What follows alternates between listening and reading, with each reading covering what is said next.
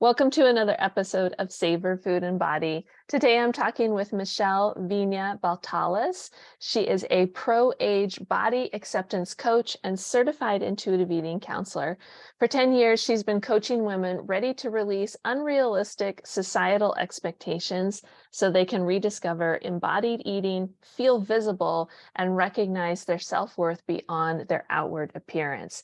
One of the reasons that I wanted to have Michelle on the show is that she really specializes, again, in that pro-age space and from a body image perspective. So you have probably heard me talk about this before with Nina Mendelsohn and Val Schoenberg around body image with women in midlife, and there is a little bit different twist to it. We're not as concerned anymore about, fitting into the just right bikini or landing the just right relationship, but we are concerned about our health, and that's smacking up against, we've been told that our health equals being in a thinner size body, but in perimenopause, our weight is changing.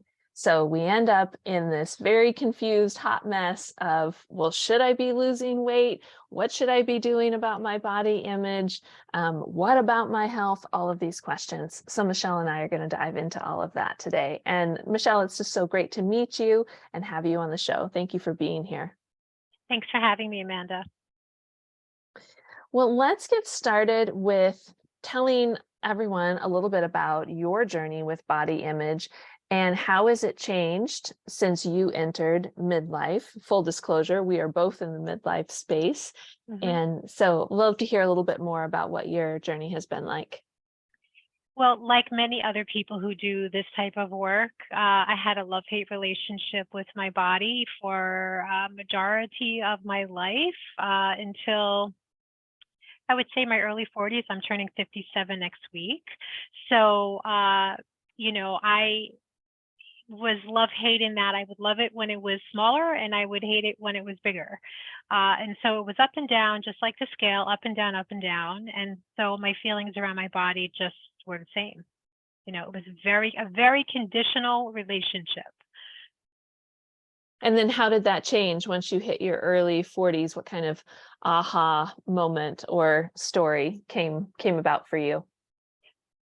First, having a child. I had my son at 35, and in my early 40s, I was like, there's got to be something better than this.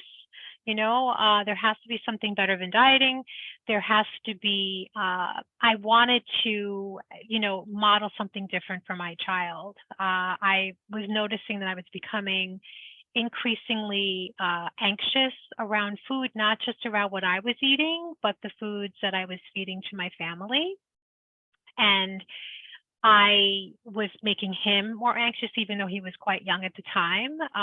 We always kind of giggle about this now, but like no white rice in the house, like things like that, So like things were starting to slip into daily life, and I started to see some anxiousness in him. And I said, this is a problem, Michelle. You need to look at this for what this is. And I did that as non-judgmentally as I could, but I'll be honest that it was really hard, and so I just decided that it was time. It was time not only for me to get off the dieting roller coaster, but for me to look at my life from a different lens, because I was exhausted and I had a little person that needed guidance, and I wanted to give what I felt was the proper guidance that was not all judgy around food. I wanted it to be a free and easy relationship that I never had. No, I hear that story, a similar story, often with clients or on discovery calls with potential new clients. And it's one of the reasons that I love working with fellow women in midlife, because I see us all as uniquely positioned to end that cycle of body shame, negative body image, unhealthy relationships with food, because we are often called the sandwich generation. And so we have young kids, teens, and of course we have our parents, for many of us still around too, or at least one. And I look at that sandwich generation definition in that we have the opportunity to influence our kids or nieces, nephews, or students. If we don't have our own kids, but kids that are around us, we have the opportunity to influence them in really positive ways and help them maintain a healthy relationship with food in their body. Or if it's a teen and they're getting caught up in a lot of that body image story, especially thanks to social media, we could help influence them to, like, hey, there's a more peaceful way to stay connected with your body. And if we're not going to do it, culture's definitely not going to do it. And we inform Exactly. the culture. So it's really, midlife is really this beautiful time to get really clear and frank with ourselves about, Yeah. what am I doing? What have I been doing all these years? Do I still want to keep doing that? Right. And what influence am I having on my own kids and younger people in my life in general? And how do I want it to be different for them? So that's really a beautiful part of your journey. Yeah, absolutely. So how would you define a healthy body image now that you kind of went through your own personal transformation with that? You're also a body image coach. And how would you define that a healthy body image for someone who is maybe now late 30s, early 40s, and it may be in that place that you were in when you were like, Hmm. I can't do it this way anymore? How Yeah. would you help them define healthy body image? For me, like healthy body image really is coming to terms with what is at that time, at that season of your life, because our bodies change. Our bodies are supposed to change. It's not because of anything that we've done wrong. It's just bodies change. And the more we can lean into that instead of being, oh, well, what's wrong with me? I've put on all this weight since I entered this phase of my life. And there's oftentimes so much shame around that. And it really stops people from doing what they want to do. It really can do that. And we also know that obviously it keeps people in the diet. It either gets people into it or keeps people in the dieting cycle. So I think for me that's part of it. And also I think a huge component is that even though our bodies are changing, it does not change our sense of self-worth. Our value remains the same no matter what our shape, size, bank account, job, anything. And I feel so strongly that because our culture focuses so much on physical appearance, and they tie that often to especially a woman's worth in terms of her sexiness, her sex appeal and all of that, her attractiveness, that when women's bodies change, specifically, in peri and menopause and even post, it's almost like, and that's where the visibility piece comes in. Like we're no longer visible because we no longer have that like young, look that men oftentimes are attracted to. And so we've been reduced to, oh, so we're not attractive in that way to people, so we're useless. And so a lot of women do say that they feel in quotes invisible because they're not getting looks, they're not getting, people aren't looking at them in the same way, or, it's a very reductive way of thinking of women, and so it's knowing that we're of value. None of those things on the outside have anything to do with our level of self-worth. That is unconditional. And so I think that also is part of the whole body image thing. So well said, for sure. What are some of the most common body image issues that you come across in your work, and where do you think they come from? Culture obviously is a big Yeah, one, but right. where else? Yeah. I think culture really puts into play helping women to create expectations that are unachievable, and so whether that be for our body image, for the way we cook or don't cook, the way we dress, so many things, the expectations are quite high. And so I think a lot of times people have these very pie in the sky expectations that they're never going to be able to reach. And so that's like one of the biggest things. And so one of the things I do with my clients very early on is like, let's talk about expectations. What are your expectations? If you're a mom, what are they, if you're a mother, What do you expect of yourself? What about, like I said before, cooking, things like that, dressing, your work life. And sometimes when people see those things on paper, they're like, wow, I kind of expect a lot of myself, and they have, I think it's a really good entryway to start talking about cultivating more self-compassion. Because if they were to see a friend write all those expectations down, they'd probably be like, wow, that's a lot. Like maybe you can lay off on yourself a little bit, right? So I think expectations is a big one. Certainly not the only one, but it's a big one. I think whenever we're feeling like we're somehow not meeting not hitting the mark, I think it's a good chance for us to say, you know what, let me look at what am I expecting of myself. Maybe I need to make some minor tweaks along the way so that I can move a little bit closer to the feeling that I'm looking to have, instead of feeling defeated and beaten up.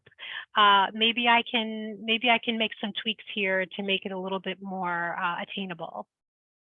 Absolutely. I was just having a conversation earlier this week with Iona Holloway, who is going to be on the podcast in some future episodes. And she's the author of the best-selling book, Ghost: Why Women Shrink. And it centers around the whole idea of perfectionism. Mm, And that's right up there with what you're talking about with these yep, expectations. And often those expectations are set in this level of perfectionism for everything absolutely. that Yep, we're asking of ourselves. And in midlife, that's a lot. Like I said, we're the sandwich generation. So yep, we're asking ourselves to show up as perfect parents and show up as the perfect executive or leader in our job, and as the perfect uh, child for our parents, yeah, and that's right. caring for them too, That's and the right. perfect partner and spouse in our intimate relationships, which are also changing during this time. So it's a lot of perfect to put up with. It's exhausting. So It's exhausting. exhausting. And when you laid out so many of them, and I was like, "Ay, ay, ay, this is a lot." It's a lot. So how can we meet ourselves at a place of love and compassion instead of pushing, striving, and not even really enjoying the ride? Because again, we got to get there. We got to do this. We got to do that. And it's all the stuff in between sort of falls away. And that can happen, especially with perfectionism. It's just can't win, Yeah, cannot can't win. win, not gonna win. Yeah. So where do you start when you're working on healing your body image, either with your clients or some steps that you took when you were working on your body image? Well, my body image journey started, with similar to what I said earlier, but I had a very defining moment. My mother was very, very ill from cancer, and she had always been saying she wished her belly was flat. She wished her belly was flat. And when she got very sick, her belly was flat. And so I thought that her body, of course, cancer ravaged her. And that always gets me.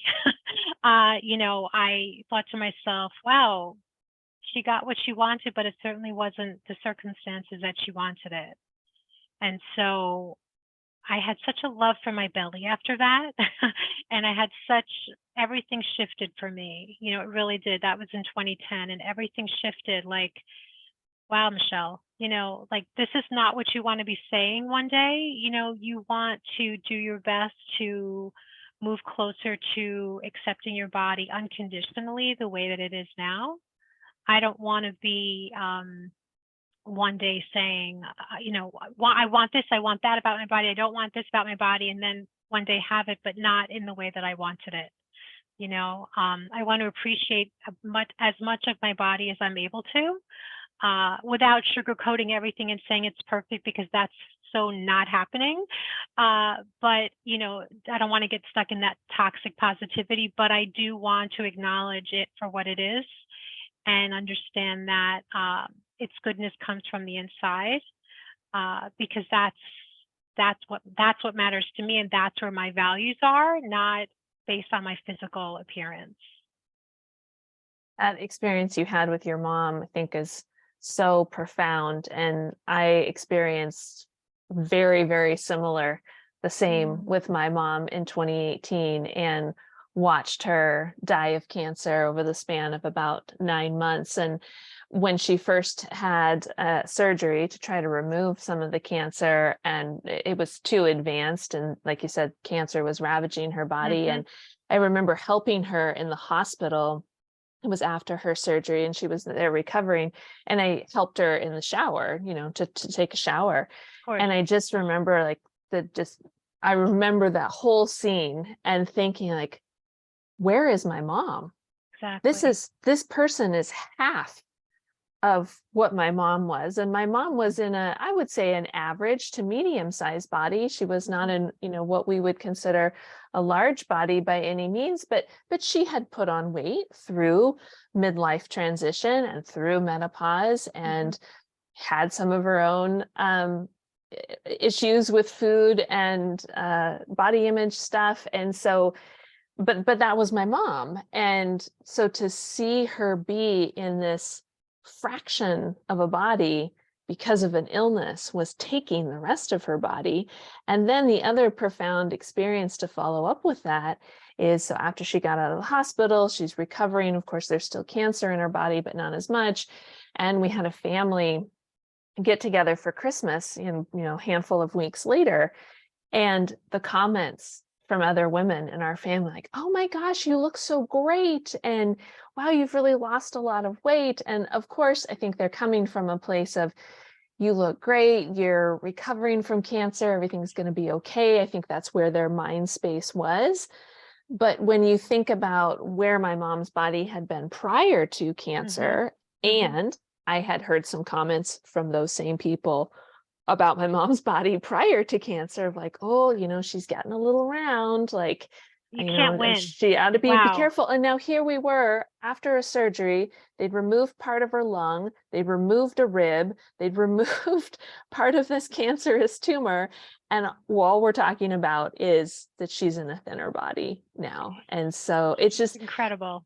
So profound and similar to what you said too. And I felt the same way, in that I don't want to have that experience if I can help it, not necessarily the cancer part, but to be so shaming on my body now, when it is being the healthiest that it can be, given the circumstances now, because who knows what it's going to look like. She was 75 at that time, still fairly young, still very healthy, vibrant life prior to having that diagnosis. And in the span of a year from diagnosis to death, exactly, she lost everything. And so to the realization that you came to too, I don't want to spend the next 30 some years of my life fighting the belly, the butt, the whatever, because my genetics have cancer in them.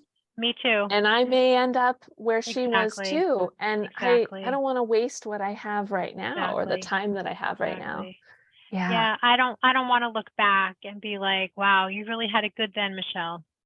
Right. I just, and I could literally you're talking about remembering your mother and this. And I remember my mother wearing a very specific outfit, and her oh, wow, you see how much smaller I am. And I'm thinking to myself, you're dying.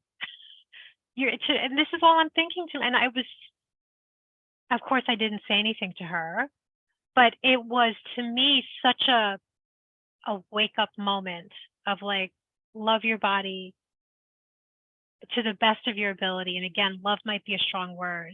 Appreciate to the best of your ability, your body as it is through every season. And there will be many of them. And there will be lots of ups and downs. But in the end, it comes back to, thank you, body, for all you do for me every single day. How can I stay in that space? And I, again, can't do it 24/7. But if I keep coming back to that, man, that roots me right back in reality of oh, I forgot. Those things are not part of my value system. This is part of my value system. I feel so much better now. It's I got snapped back on track. It's okay, I floated off for a moment, but now I'm back. My feet are on the ground. I feel much better. So you mentioned value system now a couple of times, which is very similar to how I do my work and live my life as well. And I hear this a lot in the midlife space of, okay, but I value being in a healthy body, and I value like paying attention to my cholesterol increasing or my blood sugar increasing, or wanting to increase muscle mass, to support bone health and longevity in being active as I age. And so what are your thoughts on someone being able to have a healthy body image while still working on building muscle, increasing their endurance, like wanting to have that positive physique, but positive physique in their mind, meaning that it's going to be Smaller. more functional, Yeah. yeah, as they age. Yeah. hmm I think it's a great question. And for me, what it comes down to is the intention behind it. So, the magical question is, would somebody want to do X, Y, or Z if it wasn't going to change the way their body shape, its size, its weight? So I think like asking ourselves those kinds of questions, or that question, every once in a while is a good habit, because would you be eating this if you know if you didn't want to change your shape, your size, or your weight?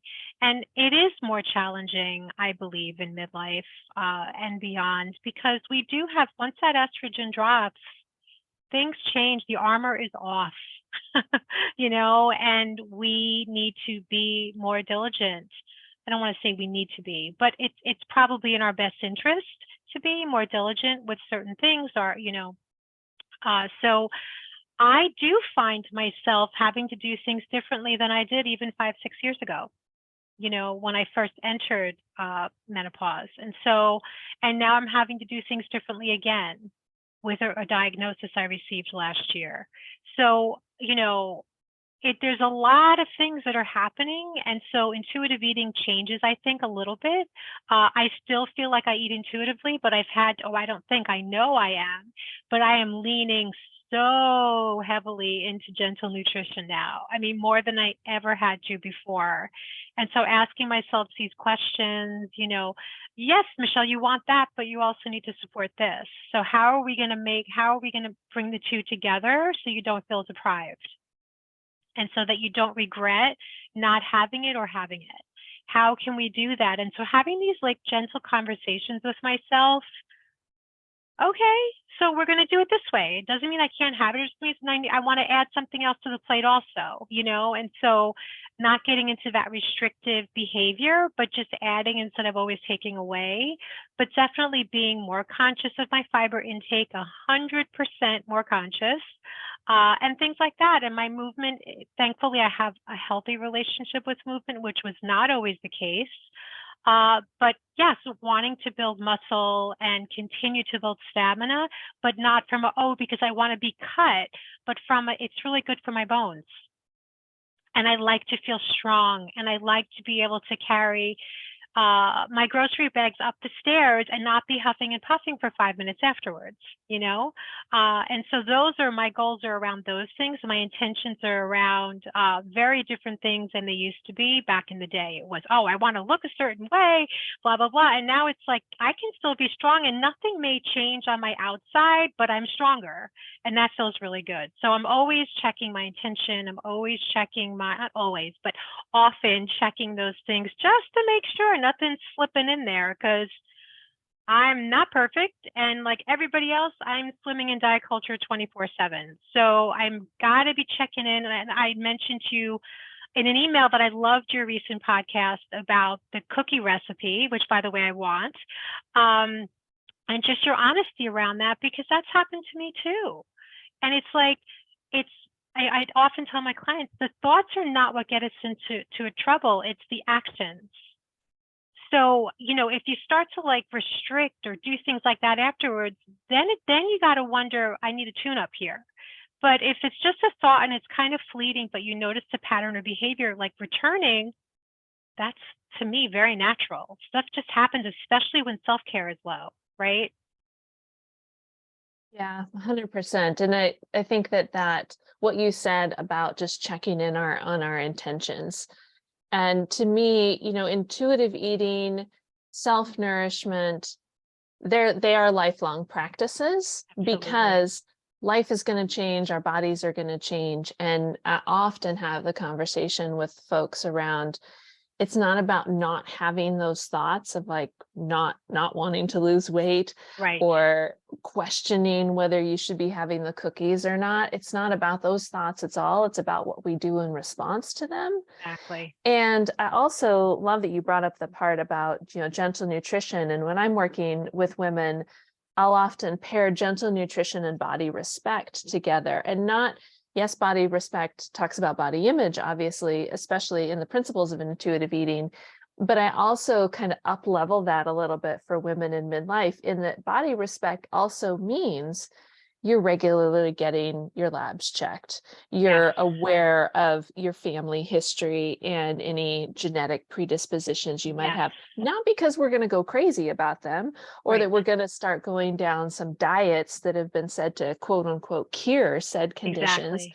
but we are going to up level our mindfulness around like, hey, welcome to your 40s. Like, cholesterol is going to increase, blood sugar is going Absolutely. to increase, estrogen is going to decrease. Hmm. And how do you want to respect, appreciate, take care of, nourish your Hmm. body through some gentle nutrition practices that I'm right on board with you too. What can we add versus what do we focus on taking away? And I love that idea of adding because to me it's more expansive. And this is a time in our life where we want to be expansive whenever Absolutely. possible.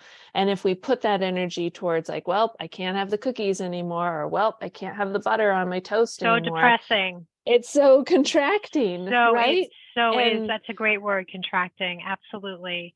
Yeah, I that would not work for me at all. And I'm not going back to that. I can't. And fortunately, I don't have to. That's one thing that people often ask me. They're like, "Oh, well, would intuitive eating in quotes work for me? I have a medical condition." And I say, first of all, I am not a medical nutrition therapist. So if you have a special diet that you need, you would need to speak to someone who's a registered dietitian who specializes in MNT. But if someone has given them that already, and they just need help on like how do we work this into intuitive eating, like that I can do, you know and people are just like, well, I don't think I can do it. And I'm like, you might be surprised. You might be surprised, because I really think people believe that the show is over.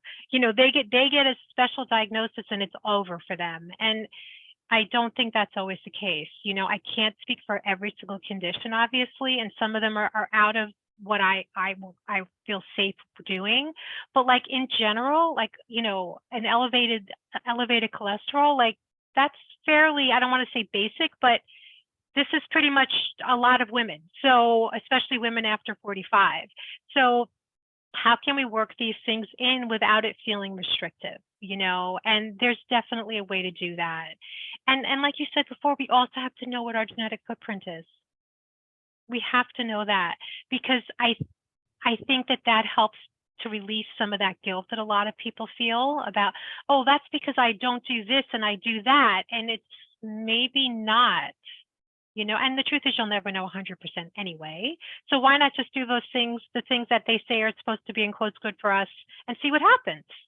right, right. Yeah, coming from that again, that adding the Mm-hmm. expansion Yes. versus the contractive mindset. And I'm wondering, Michelle, what are some tips, other tips? You've offered a bunch already, but what are some other tips that you can offer to help women in midlife who are struggling not only with their body image, but maybe connecting these two things of body image and gentle nutrition, body respect?